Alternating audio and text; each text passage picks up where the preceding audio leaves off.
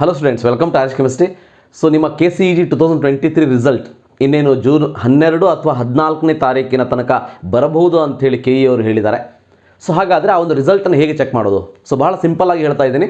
So ಈ ರಿಸಲ್ಟನ್ನು ನೀವು ಚೆಕ್ ಮಾಡಬೇಕು ಅಂತ ಅಂದರೆ ಸೊ KE ಅಫಿಷಿಯಲ್ ವೆಬ್ಸೈಟಿಗೆ ಹೋಗ್ಬೋದು, ದಟ್ ಈಸ್ kar.nic.in ವೆಬ್ಸೈಟಿಗೆ, ಅಥವಾ ನೀವೇನು PUC ರಿಸಲ್ಟನ್ನು ನೋಡಿದ್ರಿ ಆ ಒಂದು ವೆಬ್ಸೈಟಿಗೂ ಕೂಡ ನೀವು ಹೋಗ್ಬೋದು, that is kar.results.nic.in.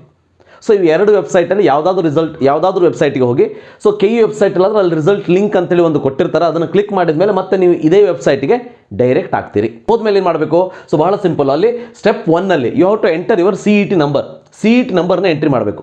So CET number ಅಂತಂದರೆ ನಿಮಗೆಲ್ಲ ಗೊತ್ತೇ ಇದೆ, ನಿಮ್ಮ ಒಂದು ಹಾಲ್ ಟಿಕೆಟಲ್ಲಿ 23 UGE ಇಲ್ಲಿ 5 ಡಿಜಿಟ್ ಇದೆ. 5 ಅಂತಂದರೆ 2 ಅಲ್ಫಾಬೆಟ್ ಇದೆ, 3 ಡಿಜಿಟ್ ಇದೆ, ಹೌದಾ, ನಂಬರ್ ಇದೆ. ಸೊ ಆ ಒಂದು ನಂಬರ್ನ ನೀವು ಇಲ್ಲಿ ಎಂಟರ್ ಮಾಡಬೇಕು.